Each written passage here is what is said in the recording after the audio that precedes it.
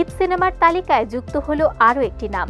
11 মে নির্মাতা রাশিদ পলাশ জানিয়েছেন তার নির্মিত ময়ূরাক্ষী সিনেমাটি মুক্তি পেতে যাচ্ছে কোরবানির ঈদে।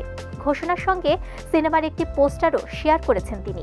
গোলাম রাব্বানীর গল্প ও চিত্রনাট্যে ছবিটির মূল চরিত্রে অভিনয় করেছেন ববি দীপ জুটি। প্রেম আর প্রতারণার গল্পের এই চলচ্চিত্রটি একটি সত্য ঘটনার ছায়া অবলম্বনে তৈরি হয়েছে বলে জানিয়েছেন নির্মাতা।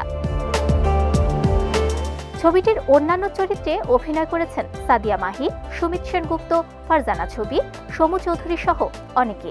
সিনেমার সঙ্গীত পরিচালনা করেছেন জাহিদ নীরব এবং গান গেয়েছেন মুহিন খান, কোনাল, পূর্ণতা, তর্ষা, জাহিদ নীরব। আজ ইন্টারন্যাশনালের ব্যানারে ছবিটি প্রযোজনা করেছেন চৌধুরী নিজাম নিশু। এর নির্বাহী প্রযোজক হিসেবে আছেন এক সময়কার জনপ্রিয় চলচ্চিত্র নির্মাতা শাহাদাত হোসেন লিটন।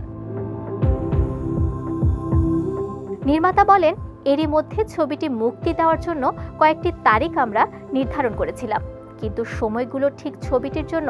একমাত্র ওয়ালটন এসি দিচ্ছে 1 বছরের রিপ্লেসমেন্ট গ্যারান্টি এবং কম্প্রেসরের 10 বছরের গ্যারান্টি। পারফেক্ট মনে হচ্ছিল না। ঈদের সবাই একটা ফেস্টিভ মুডে থাকে, তাই আমরা এই সময়টা বেছে নিয়েছি। আমরা চাই মানুষ আমাদের সিনেমাটা দেখুক।